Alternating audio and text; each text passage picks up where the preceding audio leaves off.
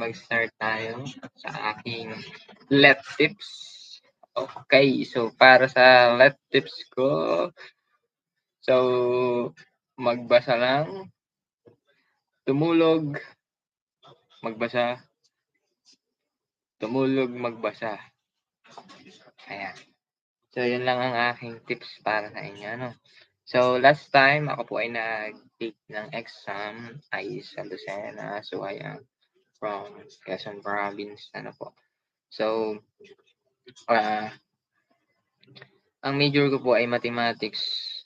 So, doon naman po sa tips ko lang po para sa mga math major dyan is yung math po natin ay given na mahirap. And then, ang isa pa ay mas pinahirap pa ni PRC. Bakit? Kasi meron po kayong mapapansin doon na